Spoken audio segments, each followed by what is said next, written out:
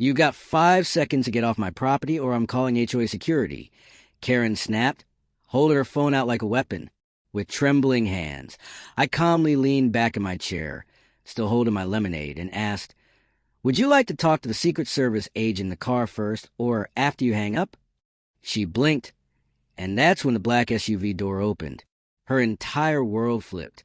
It started like any other lazy Sunday, one of those days where you grab an old book, a cold drink, and settle under the shade of a tree you planted 15 years ago. I was minding my own business, my backyard, as in fully fenced, fully deeded, and fully separate from the HOA's overreaching chaos. I wasn't even a part of the HOA. My property predated it by a decade or more.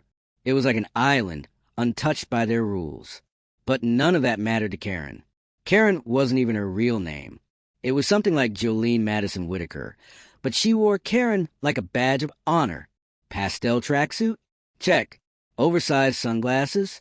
Check. Platinum pixie cut? Of course. Her voice? High-pitched and shrill, carrying across fences like an air raid siren. For weeks, I'd seen her stomping around with a clipboard and something that looked like a homemade badge reading HOA Vice Chair Enforcer. I thought it was a joke. Apparently not. That afternoon, while I was sipping my lemonade, she strutted right up the property line and just stood there. No greeting, no question, just a look like I'd been caught rummaging through her trash. "You're not supposed to be here," she said. At first, I thought she was talking to someone else. But nope, she was glaring at me like I just burned her flower bed to the ground. "What do you mean?" I asked. She puffed up like she was about to deliver some great revelation. "This yard belongs to the HOA, and you're not allowed here unless you're a member." I put my book down, raised an eyebrow. "Ma'am, I live here." She snorted. "No, you don't. This house belongs to a federal consultant. We've seen men in suits coming and going. You're probably a squatter or one of those fake security guys. Now, for the record, I am a federal consultant. And yes, I have a rotating detail of men in suits. Not because I'm in danger, but because of the nature of my work. Think of it like a traveling diplomat with access to confidential projects. It's not glamorous. Most days are just boring briefings, but it pays well, and sometimes it comes with black SUVs and people wearing earpieces. Clearly, Karen had been watching, and clearly she jumped to all the wrong conclusions. Before I could say anything, she whipped out her phone and threatened to call the neighborhood patrol. "Is that a real thing?" I asked. Her scowl deepened. "Yes, and they have authority here. Unlike you." That's when I noticed Chad. Shirtless, tan to the point of looking like a leather sofa, wrapped in sunglasses and cargo shorts. He was rolling up in a golf cart. Yes, a golf cart with a megaphone, a literal megaphone. "Sir, you are trespassing on HOA monitored property," he announced. "You need to vacate immediately." I honestly thought it was a prank. I looked around for hidden cameras. This couldn't be real. I even smiled, expecting the punchline. But Karen was filming me, and Chad was recording too, while neighbors began peeking through their windows like this was some kind of reality show. I sighed and pulled out my phone, not for a weapon, but to call Rivera. I dialed quickly. "Sir, you might want to drive around back. We got an aggressive HOA situation." "Understood," he replied. Calm, no panic, just protocol. Karen, seeing me on the phone, started screaming about how I was pretending to be a secret agent and that I was a threat to the neighborhood. She yelled for someone to get the kids inside, and Chad started shouting into his megaphone, "We've got hostile." I could barely hold it together. This was getting ridiculous. A few minutes later, the unmistakable hum of a high-end SUV rolled up, black, armored, government plates. It stopped right outside my fence, and two large men stepped out. Suits, sunglasses, the whole vibe. One of them nodded at me before turning to Karen. "Ma'am, you need to step away from the property." She blinked, mouth hanging open. Chad dropped his megaphone. Rivera walked past me, gave a brief nod, and asked, "Everything okay, sir?" "Karen here seems to think I don't live here," I said. Rivera turned to her, deadpan. "Ma'am, this gentleman is a federally protected consultant. You have just interfered with a secure location. Karen's face went from smug confidence to confusion to pure rage. This is fake. You're all actors. I saw a video about this on YouTube. Chad, at this point, was slowly backing away, his golf cart retreating like he'd seen a ghost. Rivera held up his badge. Karen swatted at it like it was a mosquito. That's not real. I know my rights, she spat. Rivera tapped his earpiece. We have a civilian, refusing to comply with verbal commands. Requesting documentation team. Karen froze, her phone gripped like a lifeline. You're all going to regret this, she screamed. I'm calling the... But by then it was too late. Another SUV rolled up. This one clearly marked Homeland Security. The logo alone made Chad trip over his own feet, trying to flee. Karen stood there, frozen. She couldn't even speak anymore, clutching her phone as if it would save her from what was coming. Ma'am, Rivera said, stepping forward with calm precision. You're already live streaming. That should be enough for now. In that moment, Karen realized she had just made the most colossal mistake of her overbearing life. But this circus wasn't over, not by a long shot. The HOA wasn't done with me, and I certainly wasn't done with Karen. Instead of backing down like any reasonable person might have after facing off with two black SUVs and men in suits, Karen doubled down. She dug in her heels with the same obstinate energy toddlers use when they swear they didn't eat the cookies, despite being covered in crumbs. Most people would have at least paused in the face of this much authority, maybe even apologized. But Karen? She looked at the federal agents as if they were part of a community theater performance she hadn't approved of. Still convinced this was some elaborate prank to undermine her non-existent power, she marched right up to Agent Rivera, who was standing as still as a statue behind his sunglasses, and demanded to see her credentials again. When Rivera held up the same official federal badge he'd shown earlier, Karen scoffed and waved it off. Please, I could buy that off Etsy. You can't just flash shiny things and expect people to roll over. Rivera, ever professional, didn't rise to the bait. He simply gave her a slow, practiced blink that somehow made her blood boil even more. Behind her, Chad was looking less sure of himself. He was leaning against his golf cart, arms folded, glancing nervously at the gate, probably weighing whether to make a break for it or fake a heart attack to avoid facing the music. But Karen didn't notice. She was too busy barking orders and waving her phone around like it was some kind of magic wand that could turn the agents into dust. You're impersonating government officials, she hissed. And you're on HOA property without permission. Rivera nodded briefly at his partner, Agent Lynn, who had just finished inspecting the perimeter. Lynn stepped forward and spoke in a calm, level voice. Ma'am, this property is not under the jurisdiction of the HOA. It's registered as a federally protected location, with perimeter monitoring. You are currently trespassing. Karen's eyebrows shot up so high, they almost met her hairline. That's not possible. This is a residential area. You can't just declare land federal. I'm not declaring anything, Lynn replied smoothly. You're welcome to check with the county assessor's office.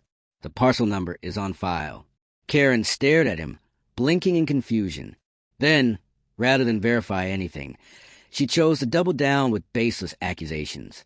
This is some kind of deep state scam. I've seen the videos. They said people like me would be targeted. I'm the real victim here. I almost choked on my lemonade trying not to laugh.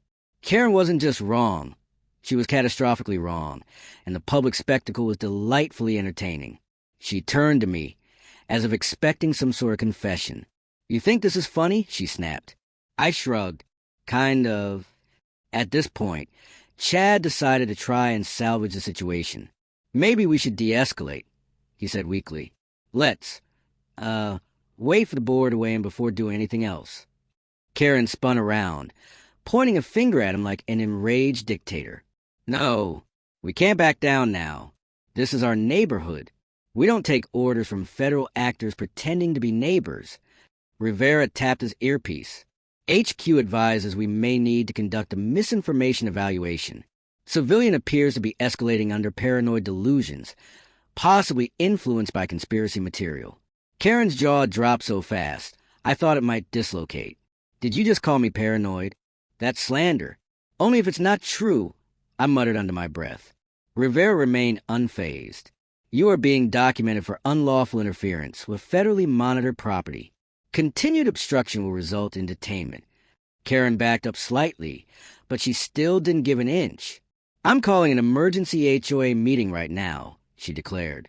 And you, she pointed directly at me, will be removed by vote. At this point, even Agent Lynn raised an eyebrow. Ma'am, you can't vote someone off their own federally registered property. That's not how democracy works.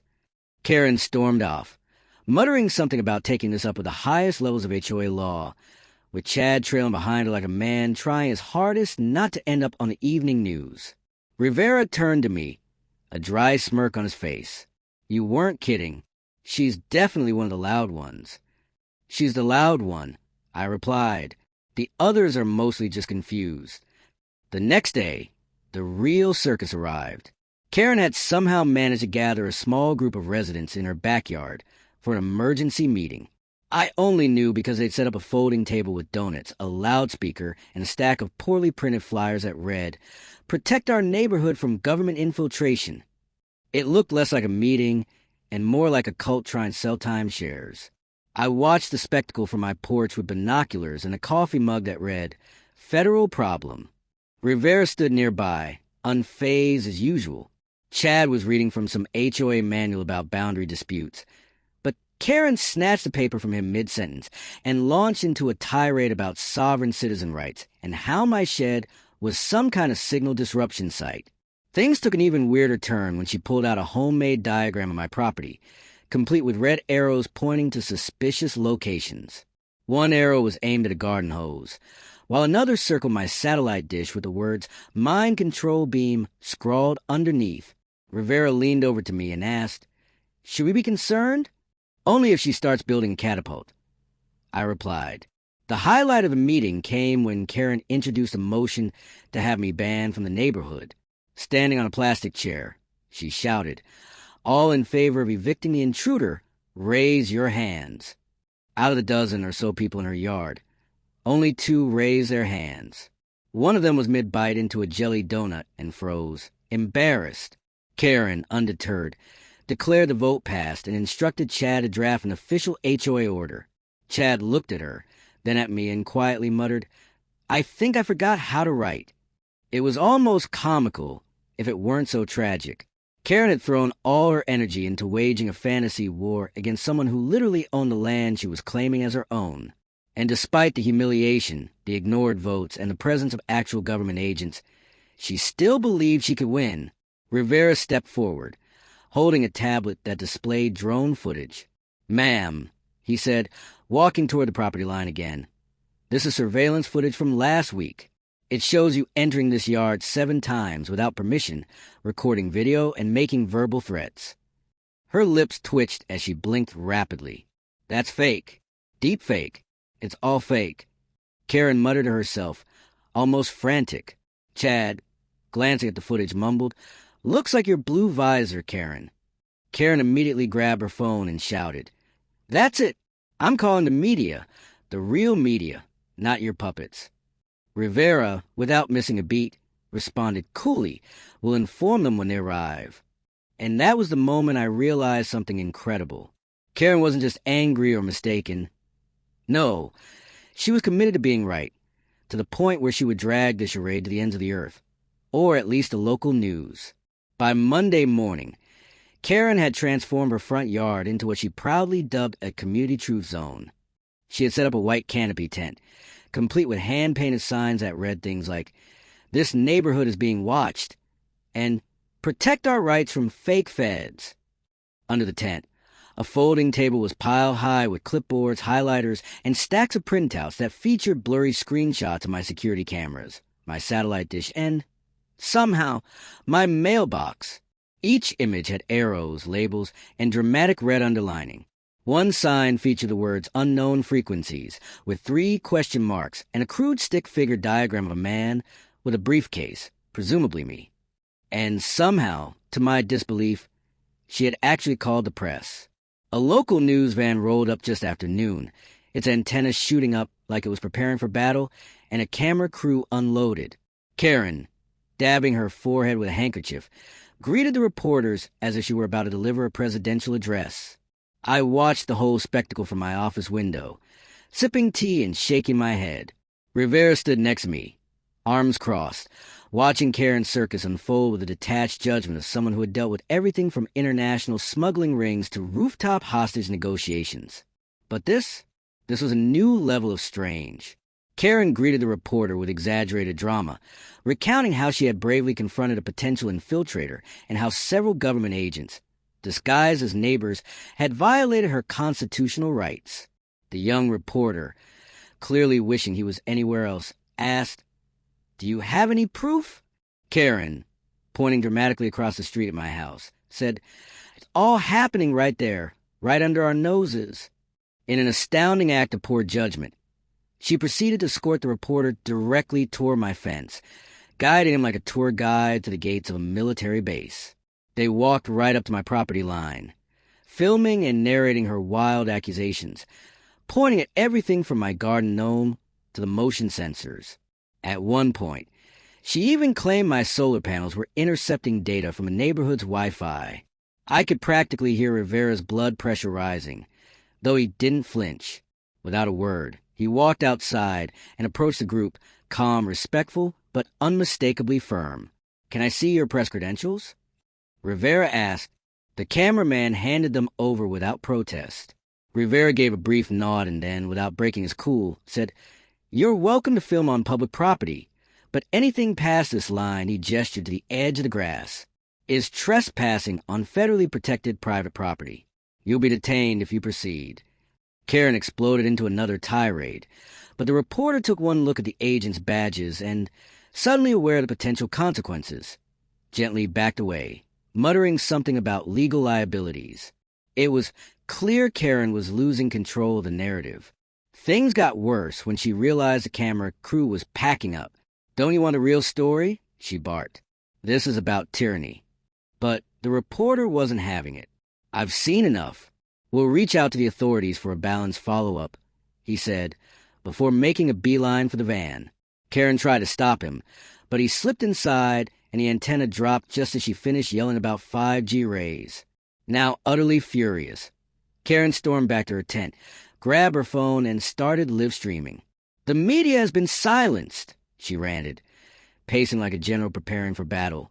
"But we are not done. Not until the truth comes out.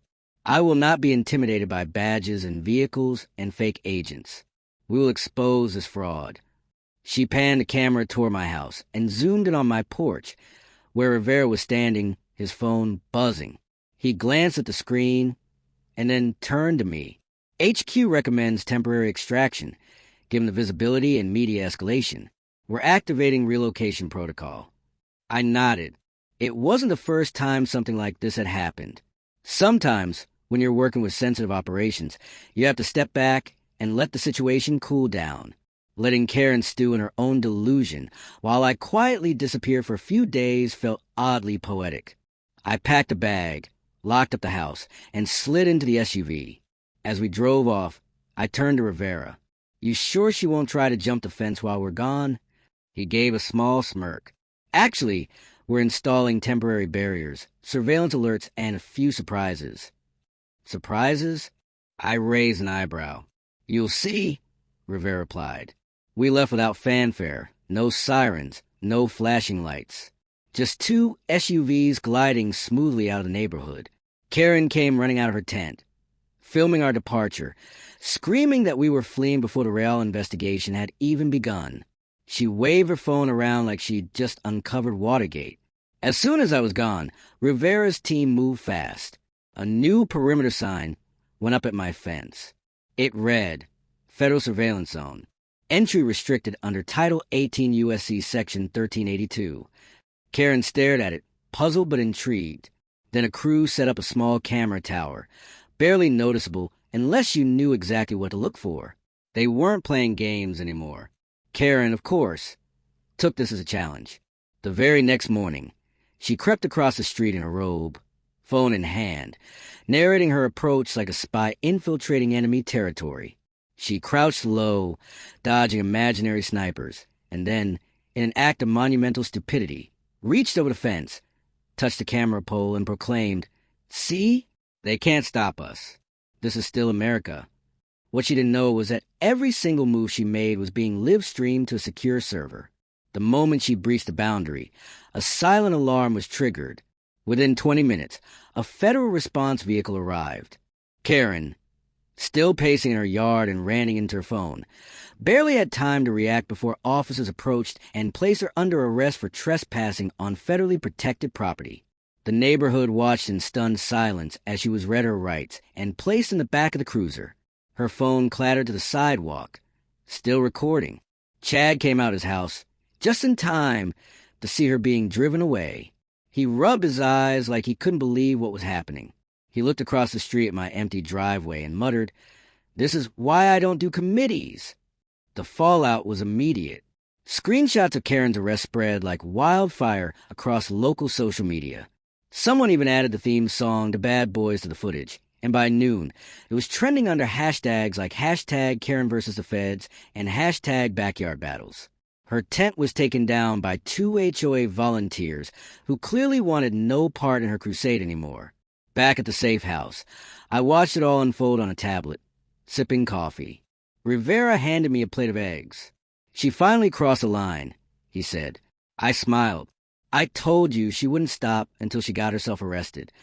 And this is just the halfway point," I added. By Tuesday morning, Karen's arrest video had gone viral. Someone even projected it onto a garage door during a neighborhood barbecue, complete with commentary and popcorn. No one openly laughed, but the suppressed smirks and quiet chuckles made it clear. The tide had turned. Karen, once the self-proclaimed guardian of HOA purity, was now the neighborhood punchline. Her grand crusade had ended with her in handcuffs, and her live stream abruptly cutting off with the sound of a car door slamming shut. At first, a few of her loyalists tried to spin the story. Mrs. Langley, one of Karen's die-hard followers, posted on the community board that Karen had been abducted by rogue agents for asking too many questions. But when the official police report came out, detailing her federal trespass violation and showing footage of her clearly crossing the marked boundary, even the most stubborn conspiracy theorists started backing off. Chad, realizing the HOA was in way deeper than he wanted to be, quietly stepped down from his self-appointed role as neighborhood watch commander. He returned to his usual activities, peacefully power washing his driveway. But in a bizarre twist no one saw coming, the very next day, an FBI-sponsored cookout appeared. It wasn't a full-blown agency event, just Rivera and his team trying to ease tensions with the neighbors. They set up a modest barbecue grill in my backyard, now nicknamed Area 52 by the neighbors, and invited everyone on the block. At first, people arrived cautiously, unsure if it was some kind of sting operation. But once they realized the food was real, he added, except for the drone. Sure enough, a small surveillance drone hummed above us, circling the yard at a slow pace. It wasn't meant to intimidate, just part of the protocol. Still, it was a strange scene. Kids with balloons on one side and government optics hovering over potato salad on the other. Welcome to Suburbia 2.0. But as with all fragile peace, it didn't last long. Almost on cue, a second vehicle rolled into the neighborhood. This one wasn't slick or secretive. It was an unmarked, plain white van with only a small government seal on the door. The agents paused. Rivera checked his tablet before glancing at me. "This isn't us." The van parked in Karen's driveway. 2 agents in plain clothes stepped out, one carrying a briefcase, the other a thick binder. They rang her doorbell. After a few moments, the door creaked open, and Karen appeared, clearly startled. The agents introduced themselves, and within minutes, she was visibly agitated. She stepped outside, waving her arms. The agents remained calm, then handed her a document. She grabbed it, skimmed it quickly, and went pale. Not angry, just pale. "What's going on?" I asked Rivera. He checked his feed, then nodded slowly. "That's not us. Looks like financial crimes. IRS, maybe." "She's being served." "Served for what?" "Misappropriation of HOA funds. Embezzlement." I nearly dropped my fork. all the accusations she'd thrown around, all the fake laws she quoted.